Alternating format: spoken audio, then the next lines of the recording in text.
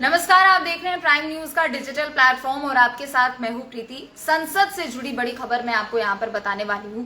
दरअसल देखिए, आप सभी को याद होगा, लेकिन फिर भी मैं आपको बता देती हूं कि 13 दिसंबर यानी 3 दिन पहले संसद के हमले की जब 22वीं बरसी थी, तब दरअसल संसद से एक ऐसी तस्वीर आती है जिसके बाद सब हैरान हो जाते हैं। देखिए, आप लोगों को बता दें कि संसद के शीतकालीन सत्र की कार्यवाही हो रही है। हालांकि आज सैटरडे है, सैटरडे संडे कार्यवाही नहीं होती है, लेकिन शीतकालीन सत्र की कार्यवाही लगातार की जा रही है। ऐसे में उस दिन भी शीतकालीन सत्र की कार्यवाही शुरू हुई। दोपहर 1 बजे के आसपास जब सत्र की कार्यवाही चल रही थी तो दर्शन देखा यानी विजिटर गैलरी से 2 युवक कूदते हैं और वो दौड़ते हुए स्पीकर की कुर्सी की तरफ चले जाते हैं, जिसके बाद जो वहां मौजूद सांसद होते हैं उनकी तरफ से उसे रोका जाता है, उन दोनों युवकों को पीटा जाता है और वो युवक अपने जूते के अंदर से कुछ एक ऐसा स्प्रे निकालते हैं और वो पूरे लोकसभा में उसे स्प्रे कर देते हैं, स्मोक को स्प्रे कर देते हैं और उसके बाद अफरा तफरी मच जाती है। फिर उसके बाद जांच पड़ताल की जाती है, दोनों युवकों को गिरफ्तार किया जाता है। उसके बाद संसद के बाहर भी 2 लोग नारेबाजी कर रहे होते हैं, उनको भी गिरफ्तार किया जाता है, एक महिला भी इसमें शामिल है।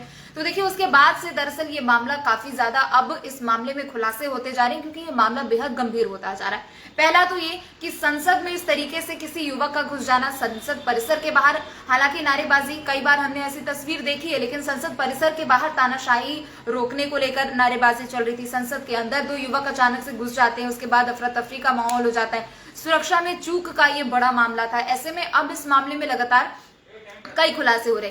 6 लोग इस पूरे मामले में शामिल थे। दरअसल ये जो 6 लोग इस पूरे मामले में शामिल थे, उनसे सभी तरीके से पूछताछ की जा रही है। एक पश्चिम बंगाल का बताया जा रहा है, एक बिहार का बताया जा रहा है, एक महाराष्ट्र का बताया जा रहा है, एक मैसूर का बताया जा रहा है और एक राजधानी लखनऊ का बताया जा रहा है।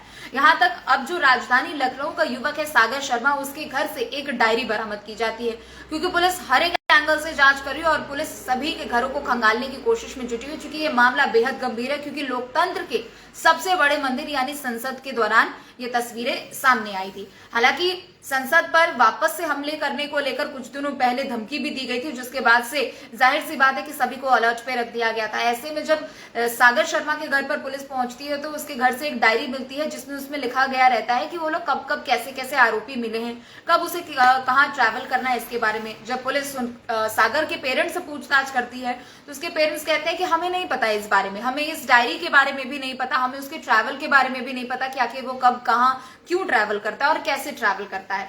ट्रैवल हिस्ट्री खंगाली जा रही है और इस पूरे मामले का जो सरगना यानी इस मामले का जो मास्टरमाइंड बताया जा रहा है वो दरअसल ललित झा बताया जा रहा है, जो कि बिहार का रहने वाला बताया जा रहा है।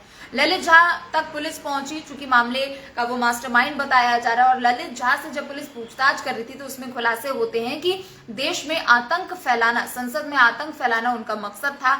हालांकि ये पूरा प्री प्लान्ड है, चूंकि जिस तरीके से पुलिस जांच पड़ताल कर रही है और जो भी सवाल जवाब करके जानकारी पुलिस दे रही है, उससे फिलहाल यही समझ में आ रहा है कि ये लोग काफी लंबे समय से इस पूरे घटना को इम्प्लीमेंट करने के लिए प्लानिंग प्लॉटिंग काफी लंबे समय से कर रहे थे, क्योंकि कई बार ये लोग बैंगलोर में मिले भी थे। यानी ये जो जब इन लोगों ने इस पूरे मामले को, इस पूरी घटना को जब अंजाम दिया है, उसके पहले ठीक एक तरीके से पूरी प्लानिंग प्लॉटिंग की गई है, मिलने को लेकर प्लानिंग प्लॉटिंग की गई है। एक स्पेशल जूता बनवाया गया था जिसके अंदर उन्होंने वो स्प्रे रखा था, उसकी भी प्लानिंग प्लॉटिंग यहाँ तक की गई है। और पुलिस अब जो जानकारी जुटाने की कोशिश कर रही है उसमें अब ये जानकारी आई है कि जो ललित झा है, जो कि सरगना जिसे माना जा रहा है, और दिल्ली पुलिस ने दलील भी दी है ये कि ललित झा ही सरगना है, उसकी तरफ से ये कहा गया है कि खुद को आग लगाने की भी यहाँ पर प्लानिंग थी।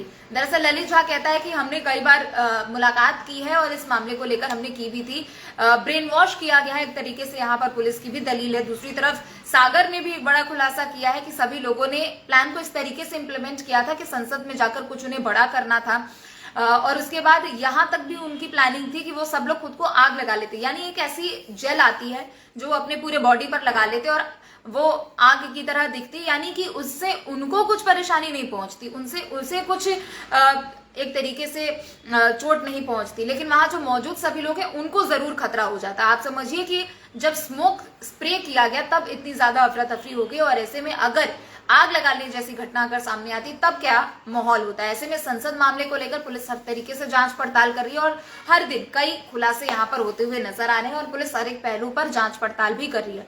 और चलिए फिलहाल के लिए इतना ही, बाकी खबरों के लिए आप देखते रहें प्राइम न्यूज। नमस्कार।